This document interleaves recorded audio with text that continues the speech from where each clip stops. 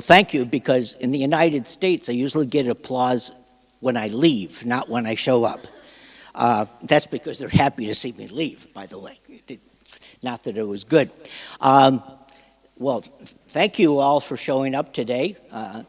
Let me give you a bit of an introduction, because to talk about the topic at hand, I need you to tell you a little bit about myself. Not that I am a person who needs to talk about themselves, but you won't have any idea how this came about. Today, I am going to talk about doing business in Asia, some of the communication issues, the barriers, some of the funny stories. These are not necessarily just academic writings that I've read. These are actual personal experiences of my own.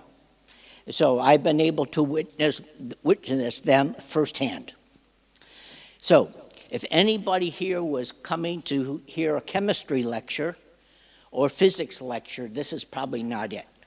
But if you came to hear one about China and some about Japan and the United States in terms of business communication, this is probably a good place to start. Yes, I am an academic by trade. I have a PhD. I taught in communication at Ohio State University in Columbus, Ohio, which has about 60,000 students on its campus. Also very well known for its football team, not soccer, American football. Sometimes that's all we're known for, but nevertheless. My talk today is going to start out by introducing you how sometimes you get into the international arena. Sometimes it's not by trying to get into the international arena. When I was a faculty member at Ohio State, a couple of things happened. I started a public access TV program in Columbus, Ohio, which has about 1 million people. This public access TV just was carried about 2,000, 3,000 homes at the time. And what I had was I produced two shows, one called Common Ground, the other International News. What happened was we would get communities of different ethnic groups to come on TV and talk about the barriers for internationals coming into a city. What are the barriers to being successful? What are the barriers that they faced? What are some of the things that they shouldn't have faced? The other show was International News. We would have people come in to talk about their home country and their opinion of how the American media covered their home country in the American press. So we'd have people talking about the American press stories on their home country. Well, one particular day, somebody came in from the Chinese student organization on campus. Now, this is mainland China, as opposed to Taiwan, which, as you probably know, under the rulings, there's one China. So the international student came in and said, Professor Pilotta, we would like to appear. This delegation is in town. Would you please put them on your program?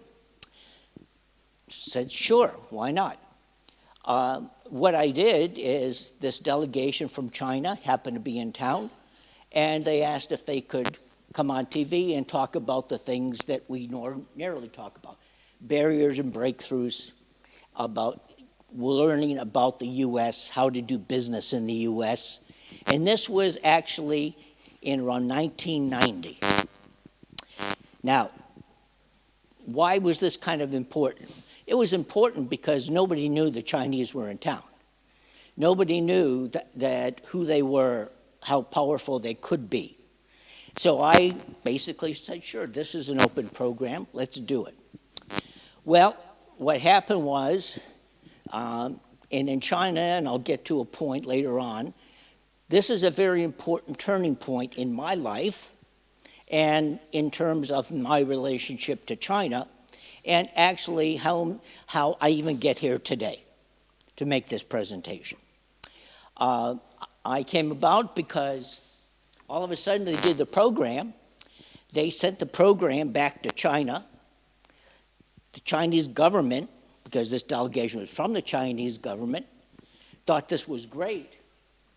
Next thing I knew, and 3 months later, I get a delegate from China, mainland China, come to visit me and said, we want you, because you were so kind and helpful to our delegation, who is not being treated very well when they came into your city, we want you to host delegations to be here for 30 days in Columbus, Ohio. We'll bring in 30 people, Chinese ministers from all parts of China, and we want to learn how to do business in the United States. That's what we want to do. I said, that's great, but the university isn't set up to do that. They said, so what? Well, that, as you know, universities don't always cooperate that easily, and I found out mine was no exception. So I started a private company called Sino Ohio, and I started a business where I started receiving delegations.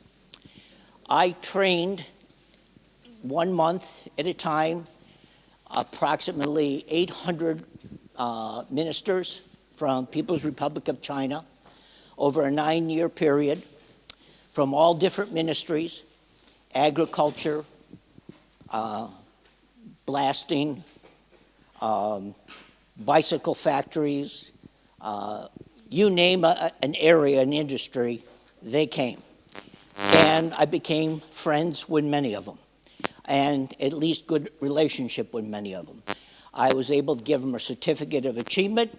When they went back to China, they all got a promotion from being in my class after 30 days. And so I got more and more. Then eventually, somebody else showed up from China.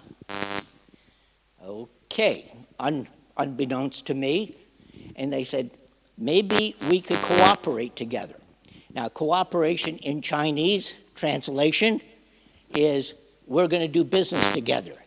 We call this cooperation because we want it to be mutual.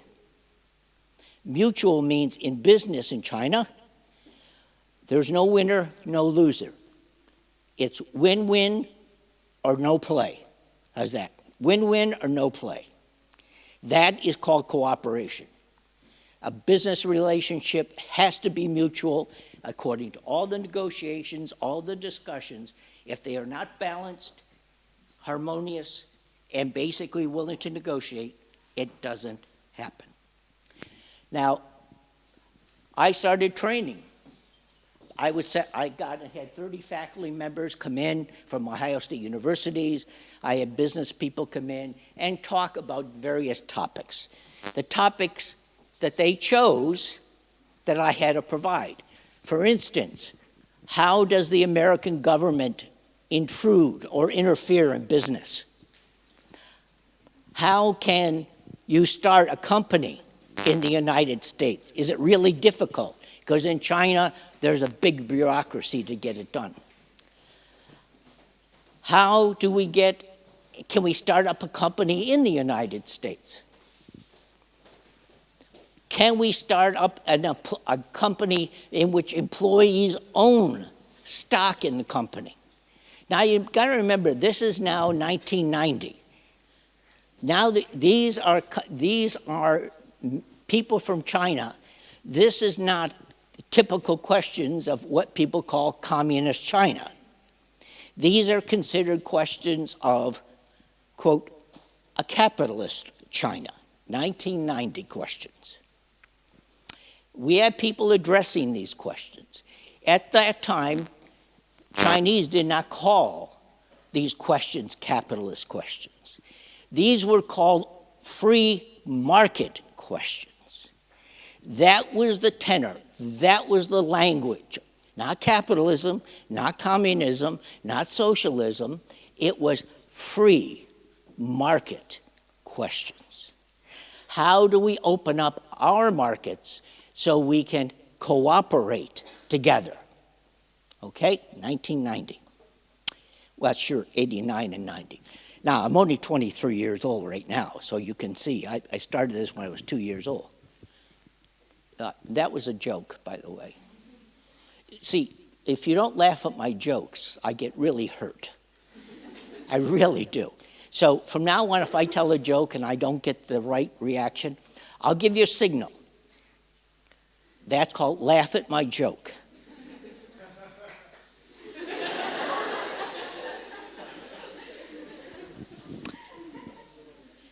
Good one. You can stay after class and we're going to give you a special grade. So, please. Got it? Got it. Okay. These questions started making me think about China more. Now, I had exposure to China. Everybody went to a Chinese restaurant, 2 or 3 of them, right?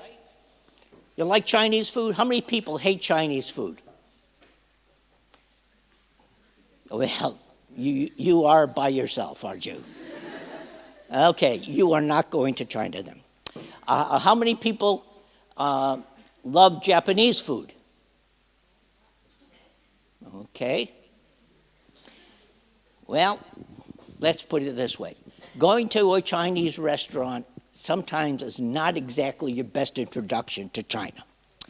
But nevertheless, I found out by listening to their questions of the speakers who were speaking, I found out about China, what they were trying to achieve in the next 14 years, because they have 14-year plans, not 1 year, 2 year, 5 year, 14-year plans. Then I started asking myself, how is it that these delegations are even coming? I learned about now China. I learned about their questions. How is it they even got here? So I had to ask myself, how did you get here? Well, I got a little short history lesson in China, which I'm going to pass on to you, and I'm going to try to point out exactly how the punctuation points that they told me so I would listen and pay attention. Said in 1978, Deng Xiaoping became the head of China. The Mao Revolution was over. The state of China was in disarray. Economic problems galore. People were poor. Communism, socialism wasn't working well for, quote, the people. So consequently, Deng Xiaoping set up a new model that was called the free market. We're going to learn how to do business with the rest of the world. Germany, France, Italy, United States. We're going to send these kinds of delegations to all parts of the world so they can learn about those countries. Now, I learned a lot from their questions. They wanted to learn a lot from the people.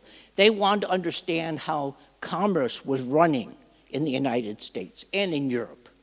How was it being done? They asked about questions of management. One of the things they asked me, and this was the success, how did Honda become successful in the United States? Honda, Japanese cars. How did they become so successful? So they asked me to give that lecture.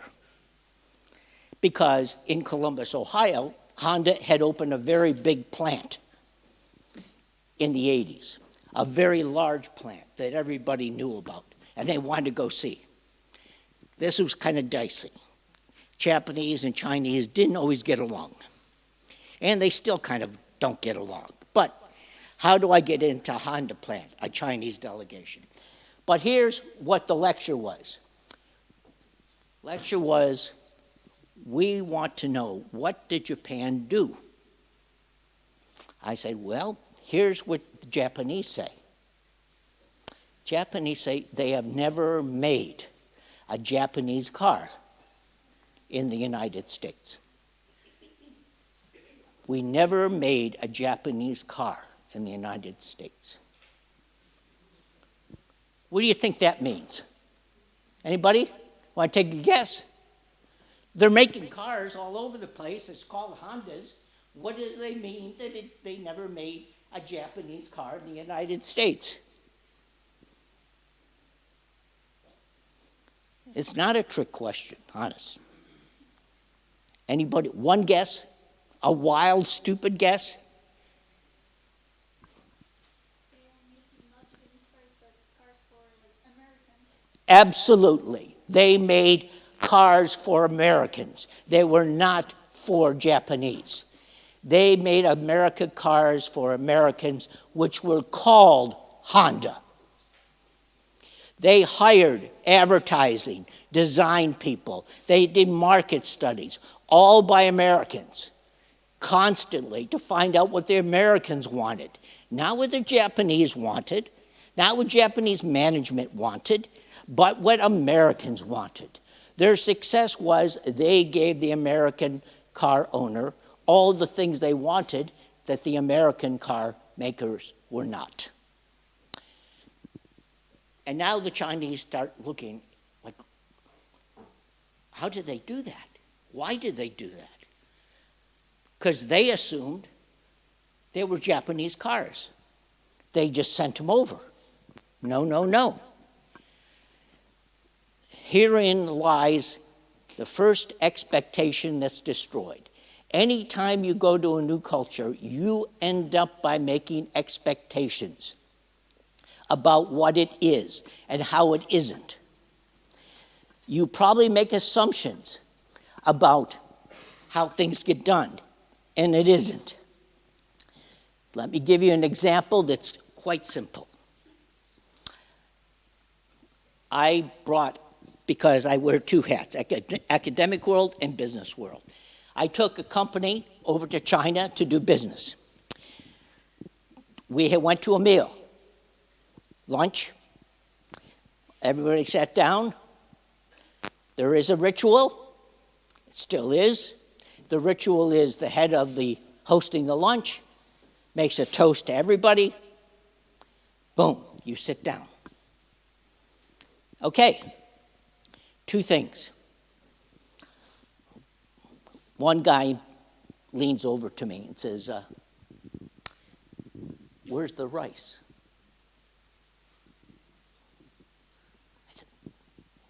What'd you say? Where's the rice? I'm looking for the rice. I don't see it on the table. Okay. Well, you know why there's no rice on the table? Because it's only in Western cultures do you serve rice at a Chinese table. Chinese do not serve rice at restaurants or formal occasions or business dinners. That is something you have in your home to fill you up. But that is not something that you have formally. Expectation of what Chinese dinner is like is partially destroyed because the guy's looking for rice. Simple as that may sound, that's not a faux pas. What he didn't understand that at lunch, you do not talk business. Lunch is for eating. Lunch is for talking, but you know what you talk about? The food. If you want to learn quickly about Chinese culture or even Japanese culture, you don't talk business at these lunches. What you do is talk about the food, and you'll find out about Chinese and Japanese culture. Because why? You'll find out that the food has tastes from different regions. And you may find out that your host is from a particular region of China by the food he selects for you to taste. You will find out why these vegetables may be as fresh. History. They don't have refrigeration. And the refrigeration they had was not good. So everything is extremely fresh. Why? And that's why it's steamed. Steamed fresh, you don't freeze. You don't have any place to have refrigeration. Spices. Most of the food that you get in the West, even still today, is called from Canton province. It's called Cantonese. That is a whole different mentality about food, but a different business style also. Cantonese are from a region of China, which is close to Hong Kong, in which many of the people from Hong Kong are very well versed in American business and European business, and basically had different tastes, different expectations about how to do business. So meeting somebody from Hong Kong isn't like meeting somebody from Beijing, nor somebody from Shanghai, or even somebody from Japan. It just isn't. There's a whole different mentality, a whole different expectations, a whole different version of culturation. Now, going back to Deng Xiaoping says, I am going to start an experiment. This is 1978. 1998, we're taking over Hong Kong. Hong Kong was on lease to the English, and consequently, the lease expired in 1998. In 1978, Deng Xiaoping says, I'm going to set up the experiment in capitalism. The experiment in capitalism was launched in 1978 in light of taking advantage of Hong Kong going back to China. And that particular experiment was called the China International Trust and Investment Corporation. They are today, have minister power. They are the biggest company in all of China. They're both private and ministerial level. They are considered to be the big G7 of corporations in the world. They are just extremely powerful. However, that experiment, people even today, even the recent rhetoric in the United States, people still call China communist. That is the political party, is the Chinese Communist Party. The economic policy is not communism. It's not socialism. It's tried and true capitalism, all the way through, and more so every day. Are there pockets of socialism in China? Yes, there are. But actually, every country has pockets of socialism. Anytime the government pays or underwrites something for its people, that is a socialistic policy. Schools that are subsidized by government, that's a socialistic policy. That's not capitalism. If it were capitalism, then the schools would be run by private concerns. The buses would be private concerns. Infrastructure would be private concerns, but they're not. So it's a mixture of, quote, capitalism and socialism. However, with Deng Xiaoping also was a classicist. The area in which people had abandoned was Confucius' legacy. How many people have heard of Confucius? Well, sometimes you hear about Confucius and they talk about Confucius being a religion. It's not. Confucius was more of a philosopher, more of an ethicist, one who wrote about different stories in vignettes that essentially told you about conduct in each individual situations. The Chinese do not globalize what they do. They tailor everything to the context and the situation. That is a part of their heritage. You might have an expression, one shoe doesn't fit all. The same would be for one pair of chopsticks doesn't fit everybody's hand. It is tailored to the individual. The area of customization becomes highly important. Of course, that takes a lot of manufacturing possibilities and other kind of development and technology to make it customized. but that is the legacy of China. Confucius became the background for most of Deng Xiaoping's policies.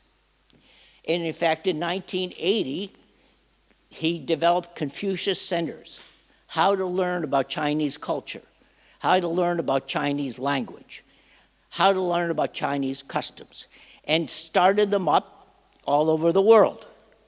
They became known as Chinese soft power.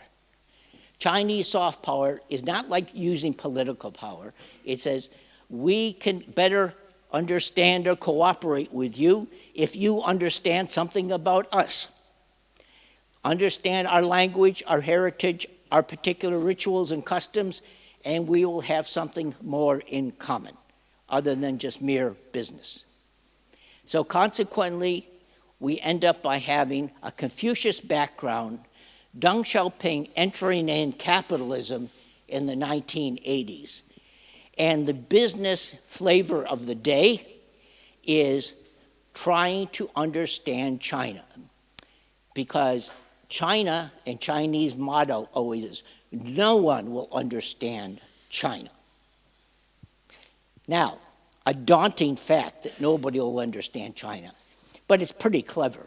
If you think about it, if you can tell somebody, you'll never understand me, that kind of makes you wonder, what is it I can't understand? So what does that? One or two things. It says, go away or try harder. Go away or try harder. Chinese philosophy that way never tells you anything directly. It's always indirect. For instance, you talk to the Chinese business guy and his colleagues, and you ask about a contract. How about us getting this contract together? Yes. How long will it take? 6 months? 8 months? Yes. Do you think it has to go through much bureaucracy? Yes. Everything's yes. There are no no's. Guess what? Chinese know not no. They'll never say no. It's always yes or no problem. And if they say no problem, it's a problem. Guaranteed it's a problem when they say no problem. So you've got to keep on listening for the no problem. Because it's yes, yes, yes, yes. Business guys walk away and say, man, we got that deal, no problem.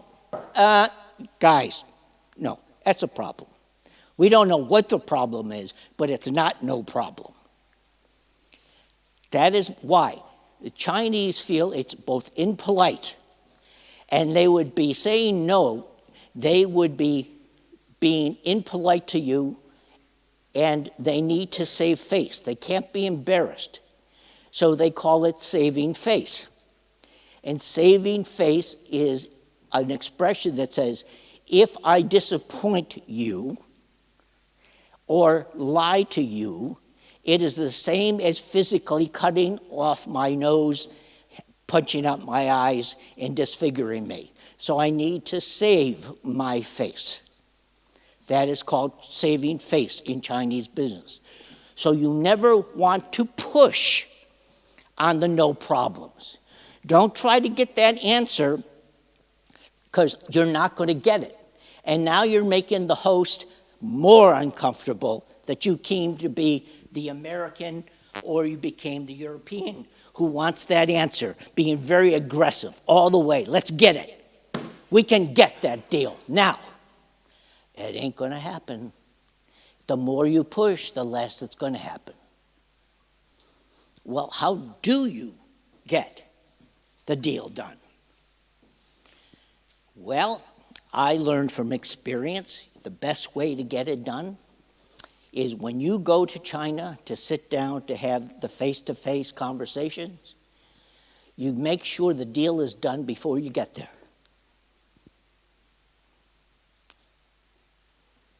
All we're doing is having a conversation to enact the deal. It is a theater for the deal. It is a ritual for the deal.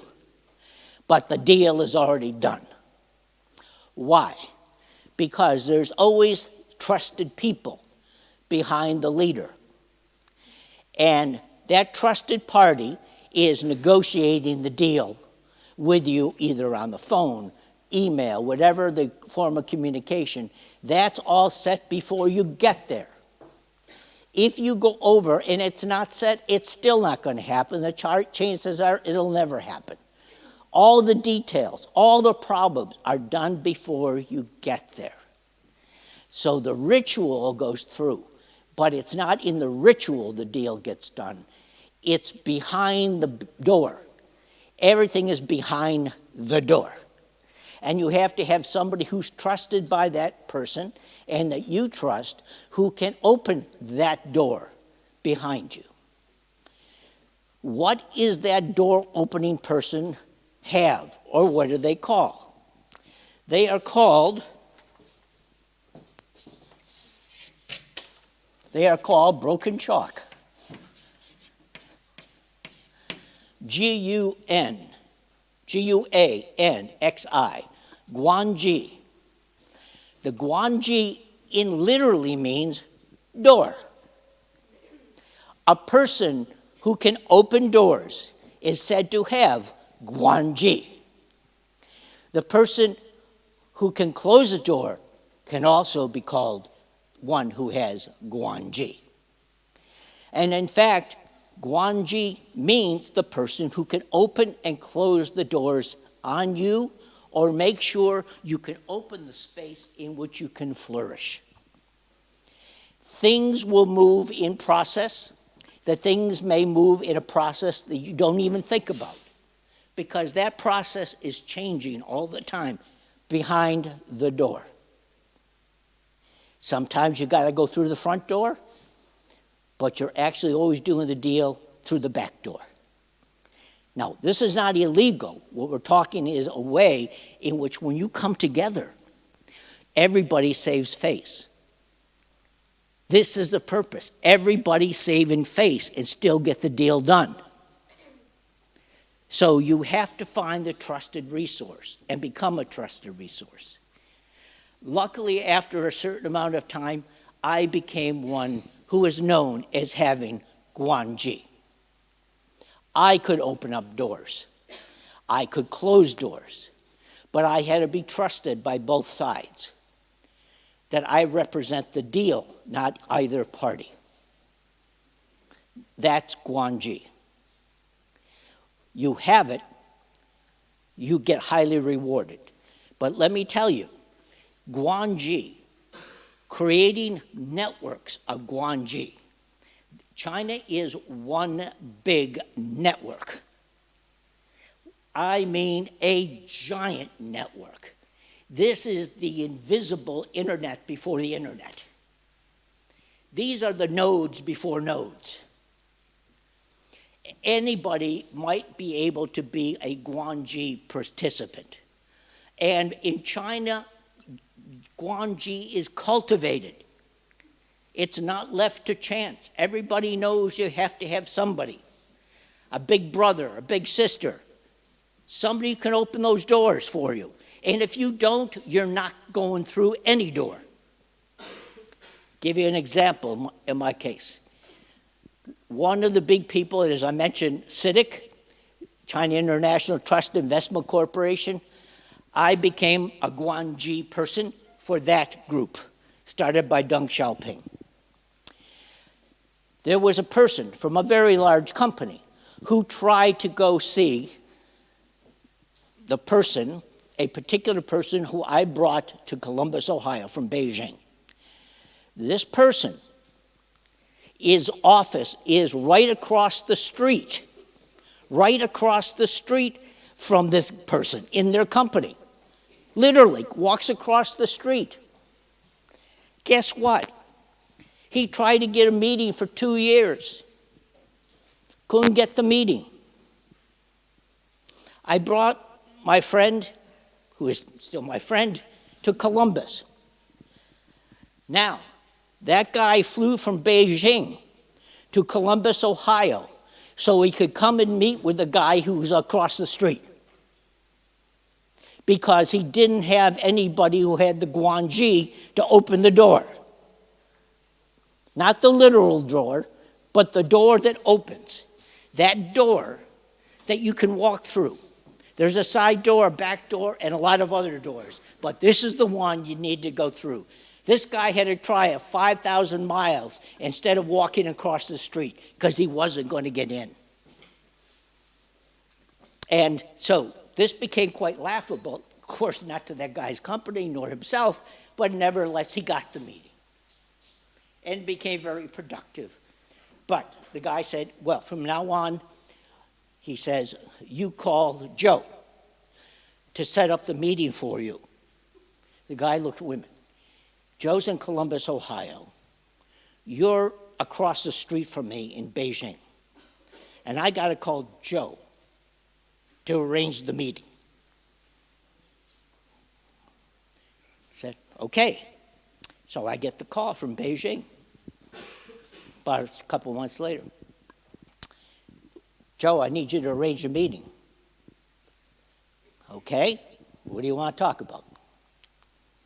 Gives me kind of a version of what he wants to talk about. And it kind of seems kind of curious to me, the things he was asking and saying. And personally, I didn't like the guy. I mean, you know, this is business. You don't have to like everybody, but sometimes you don't like somebody. And a part of guanji is there is an emotional commitment.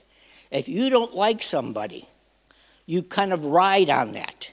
That emotional intelligence, by the way, is more important about guanji relationships than it is about, quote, doing the cognitive business deal.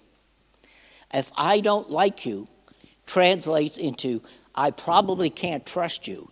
And if it means I probably can't trust you, I'm probably not going to open the door. So I talked to my friend 5,000 miles away at 3 o'clock in the morning. And he says, tell me the truth. What do you think? I says, I'm not happy. That was my way of saying. See, I got to save face, and he's got to save face. I'm not happy translates into, I wouldn't let this guy in, personally. That's how it got translated. I never said that. I'm not happy. But not happy in that context means nothing probably good. He didn't get the door opened. Do I feel bad about it? No. Why?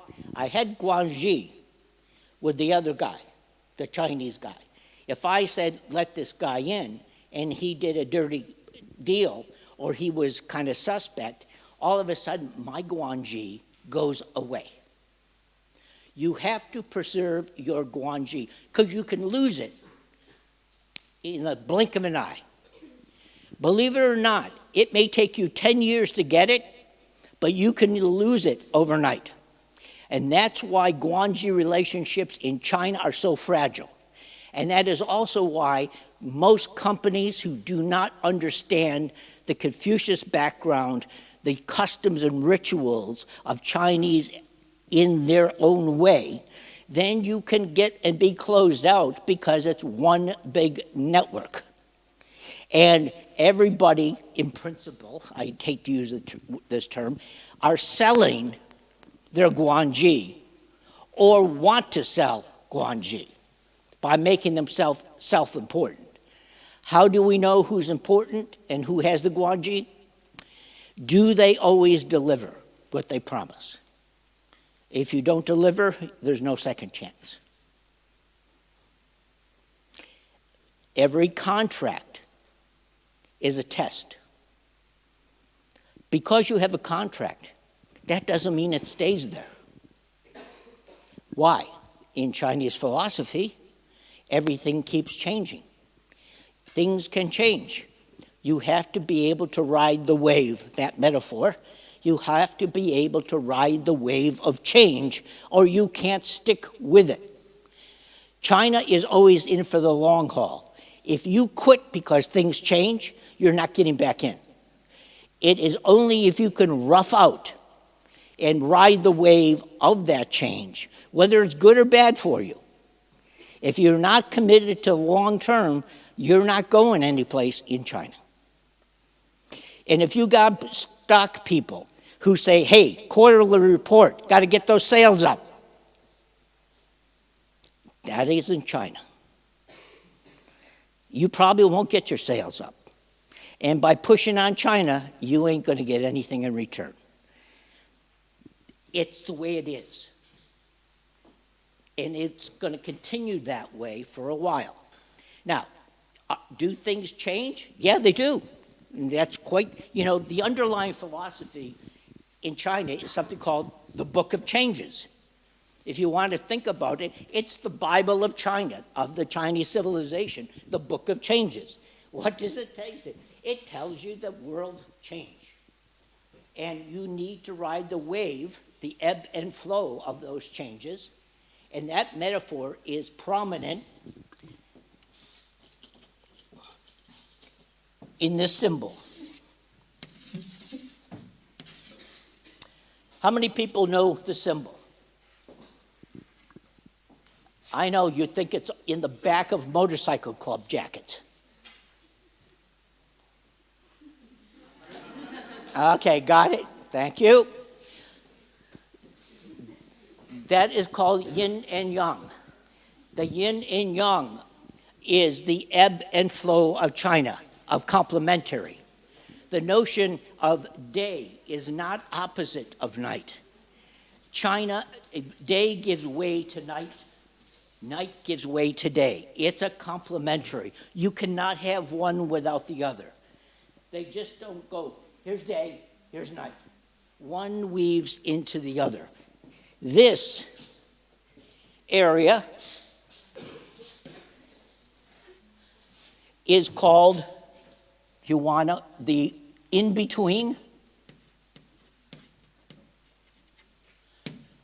or call it, in metaphor of day, call it twilight, where Chinese day and Chinese night blend through each other. Give you an example. The first time I went to China, which is that symbol, showed up. I'm driving in this car. This car comes by, I'm driving in the car, and I'm looking. Now, this is 1989. I'm looking, and there was the symbol of China, still then and today. There was a guy, young guy, on his bicycle with his big cell phone, all right, the big cell phone. Right, and coming across the other way, in the opposite direction, was a Chinese cart driver with hay in the back. So you see the cell phone and the bicycle crossing with the hay wagon and bringing in a load of hay from the fields. That is still China. We're in still the twilight of China. It is neither capitalistic nor is it Western, but it's not totally Eastern anymore. It is accommodating those situations of West. As I said, Chinese economic system is capitalistic, pure and simple. And the politics are, yes, it's called the Communist Party. Now, by following this logic, you will also see that that consistently is changing. So consequently, everything has a complementary. So the notion is, in order for you to taste sweet, a sweet, you have to understand the complement, bitter. You can't have sweet without understanding what it means to be bitter. You can't understand spicy unless you understand bland. Those are complements that constantly, if you will, interact. They fade through each other. They're not opposites. They are part and parcel of the way in Chinese world, that's how life is. Life and death are not opposite. Death is a part of life. That you see beauty actual in the very things that die. That's the only way you recognize beauty, is when it's imperishability. As winter and spring give way to the seasons, you see things go away. But they regenerate and grow again in the spring. So consequently, that yin and yang of constantly in transition also gives birth to regeneration and recycling, if you will. Many times people think about is that as circular. It is not. It's circular in a two-dimensional world, but if we were to put it in a three-dimension, it would be a spiral. Things move in spiral form, and they complement each other, and they give way to growth, the life cycle, the death cycle, and the way business gets transacted. Some days you may have guanxi, you may also lose guanxi. You may end up by understanding Chinese. Success is very important. But there's a guy who I actually met a long time ago, got to be very important. Anybody know the company from China called Haier? H-A-I-E-R? Haier. Sells white goods, small apartment refrigerators, wine cases for your college room that you store your alcoholic beverages in that you're not telling anybody about. I'll tell you about a drinking story shortly. Personal. Those things have made a big industry. Haier is one who's now leading the way in China as a new management structure, embellishing all the tradition of China, but embellishing also called quantum theory out of physics. It is now being picked up by GE Appliances as the new model of management. Fujitsu, the new model of management. There is now a number of companies trying to emulate the coming together of East and West philosophies tied together, science and philosophy. There is a book out called Zero Distance, which you may want to look at. And she wrote this excellent book. She's both a physicist and a philosopher that you may think might be helpful in understanding contemporary China today, because it's very, very interesting way how it's changing. But all this background is still there. Everything I told you is still there, but it's changing. In fact, the philosophy of the president of this company has a philosophy: no company is successful. All they do is keep up with the changes. There is no success. There is only keeping up with the times. That is the success. Everything is customer relegated. Customer-centric, meaning no distance between the customer and myself.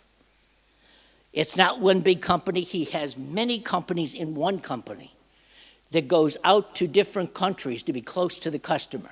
Very similar to what I was talking about Japan building the Honda, and what China was very envious of, that, quote, the Honda was being made in the United States, but it wasn't a Honda of Japan, it's Honda of America.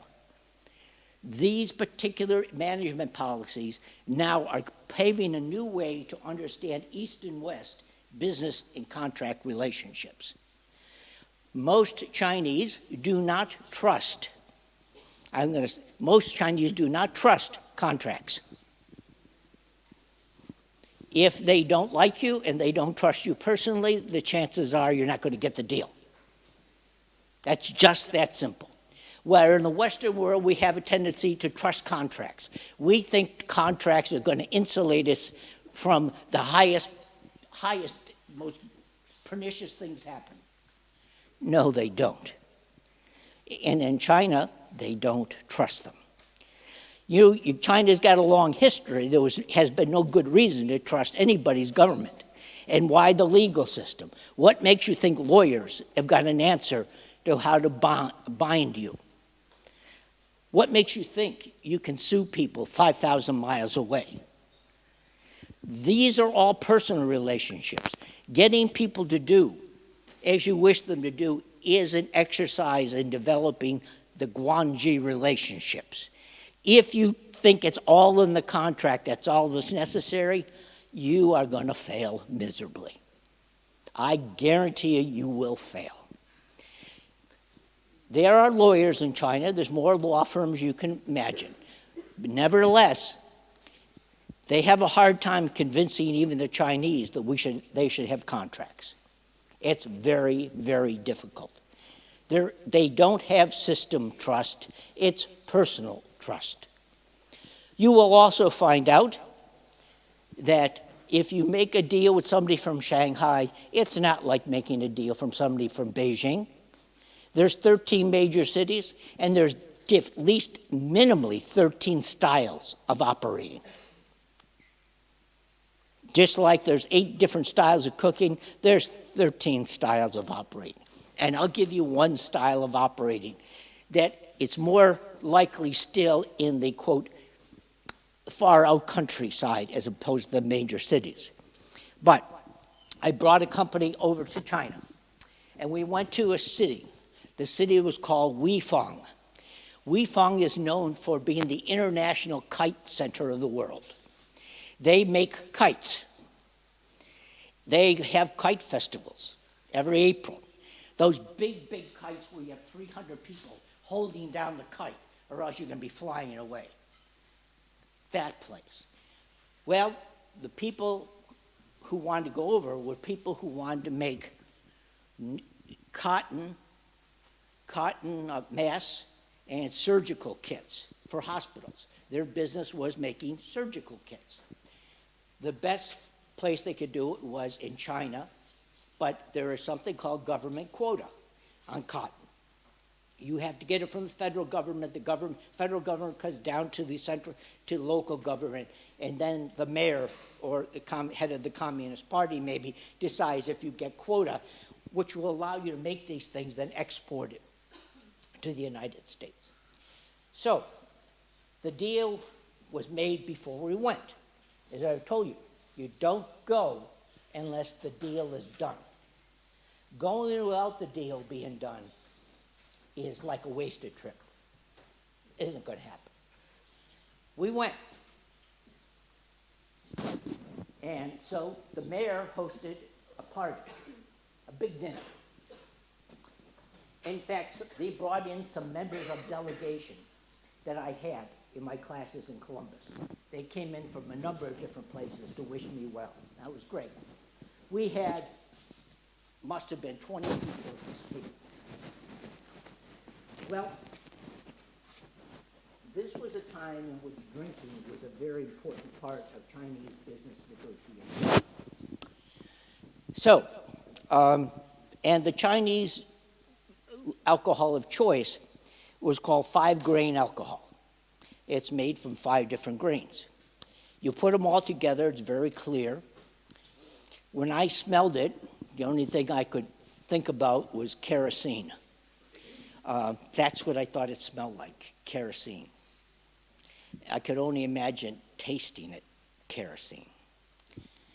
Well, Ganbei means salute, good health.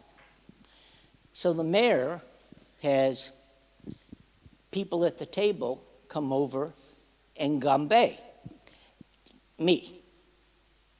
So here's one guy, one of his people come over. Ganbei. Okay. Here's another member of the team come over. Ganbei. Boom. Another member of the team. I'm going, they do 1, I do 2. They do 1, I do 3. They do 1, I do 4. I'm keeping going up. Nobody else is drinking more than 1. The mayor bends over to me and says, if you can still stand after we finish drinking, you get the contract.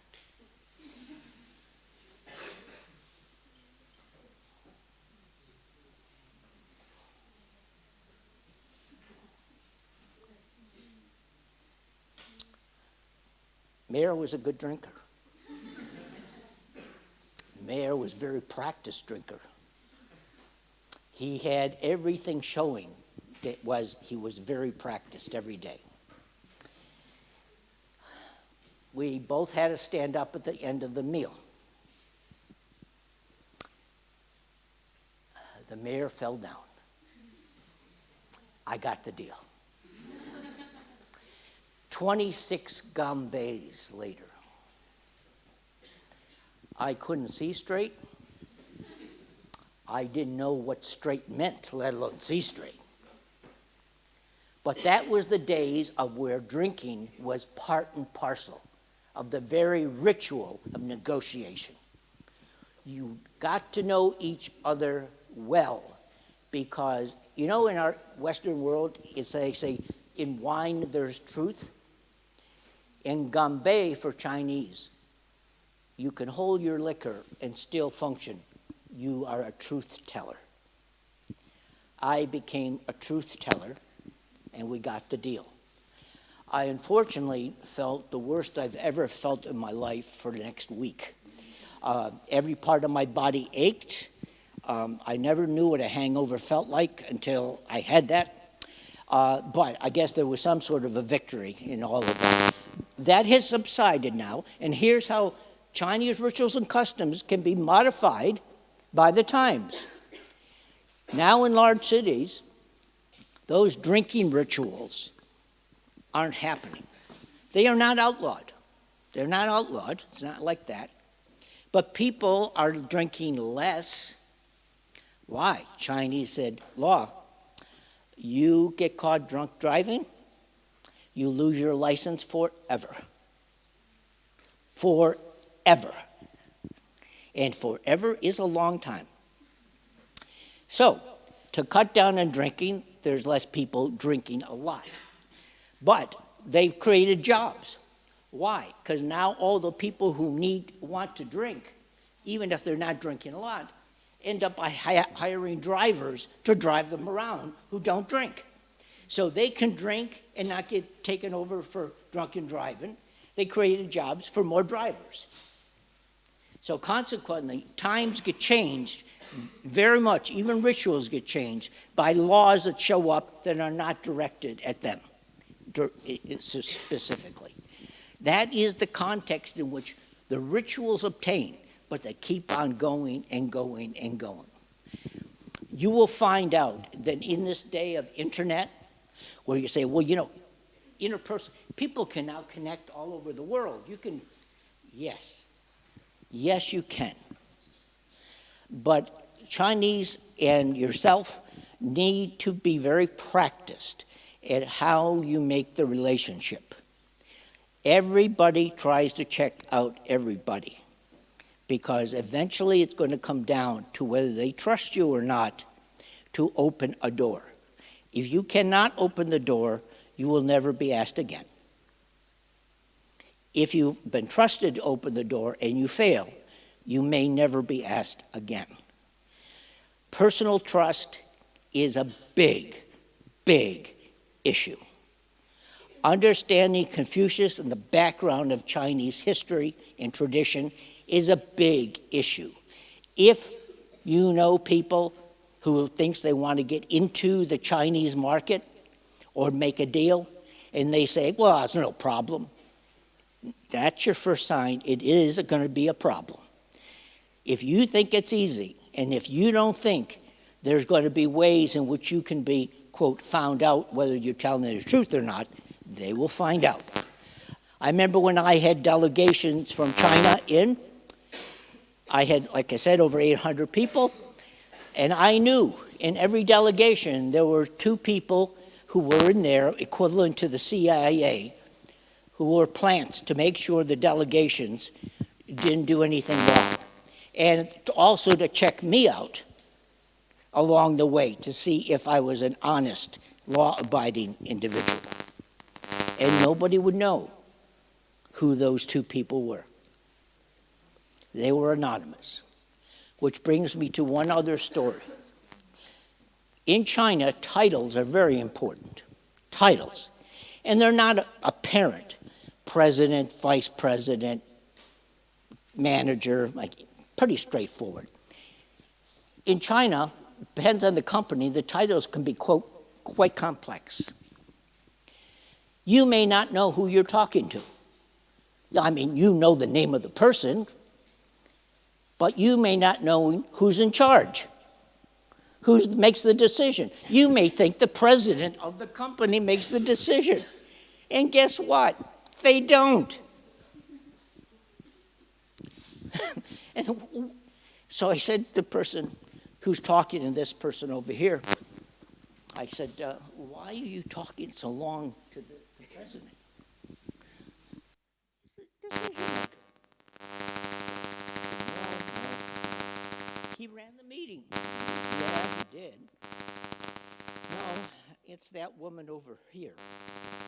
She runs the show. She makes all the decisions. I think you should be talking to her.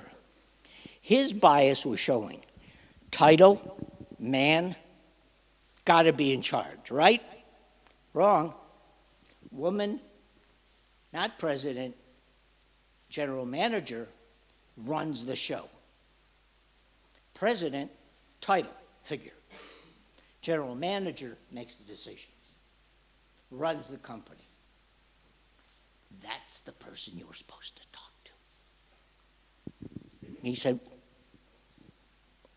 well, you should have told me. And I said, no, I did tell you. I said, you need to talk to her because she's very important. Well, you thought I was being just stupid. That's all.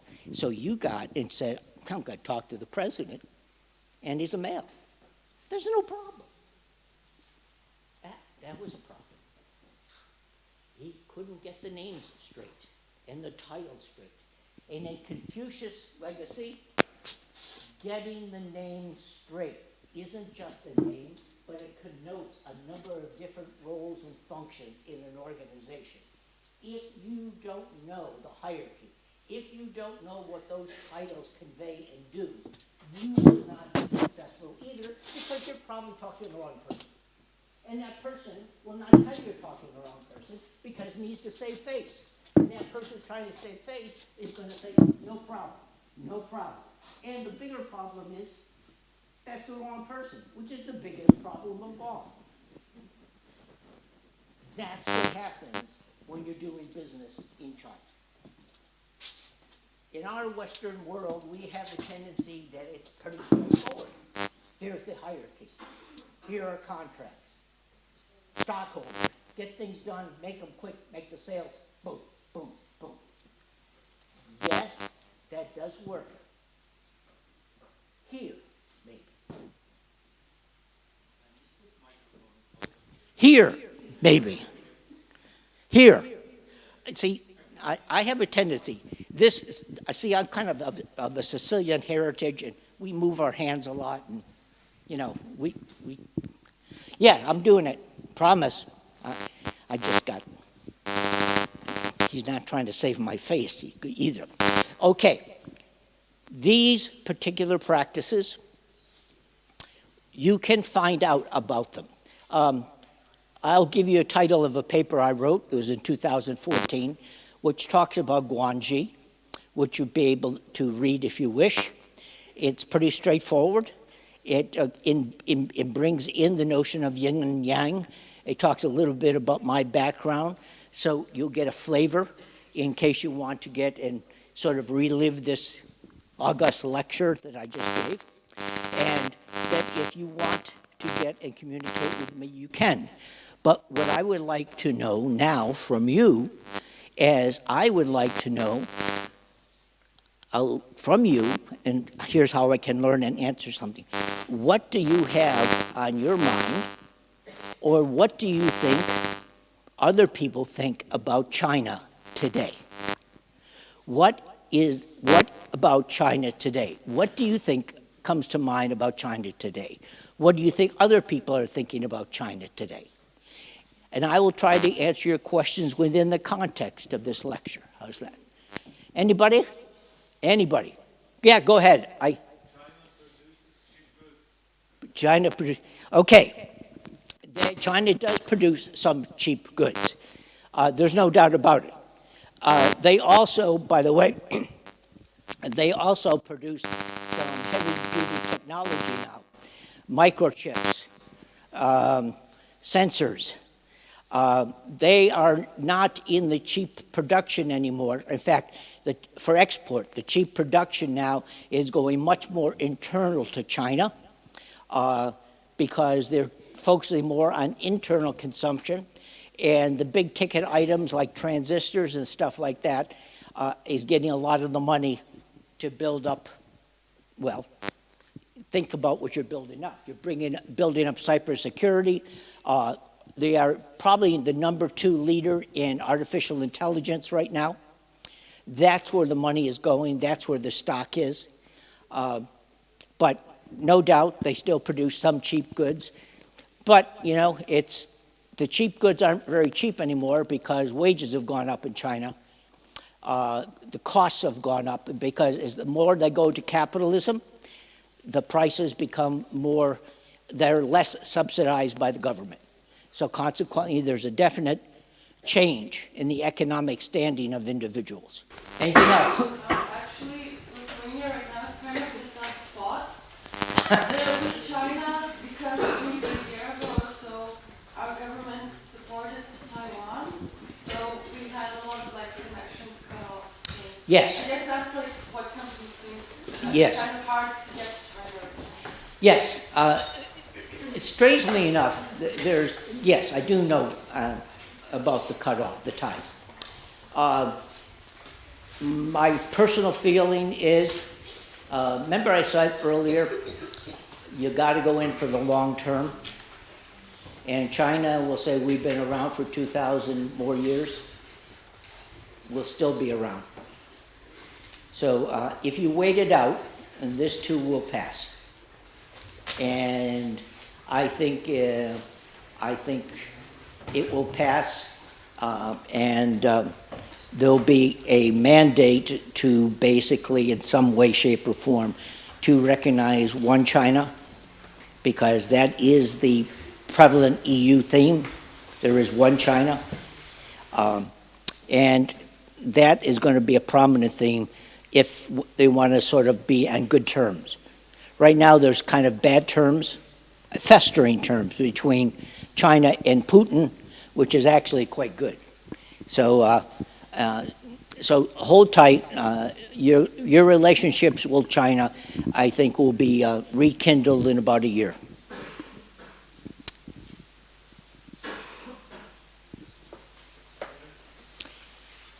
Yes. Are you doing businesses with China a lot? Yes. Yes. Can you tell something more? What kind of businesses do you do? Let's see. If I tell you, I'd have to kill you. No, no. No. Actually, one of the things I'll give you the most recent, and more was a philanthropic matter. During COVID, I was able to get Chinese masks for COVID and some emergency care gurneys, and have them sent to New York City for the COVID disaster that was happening there. And that was a humanitarian effort. And only because of one thing, and it's because there's somebody on my advisory board who actually is in charge of 20,000 companies, and they were making medical equipment, and they were able to send it. And they were able to send it at a price that wasn't being gouged by intermediaries, and cheaper than actually U.S. companies were selling it to New York City by a lot. So that was kind of the most recent effort.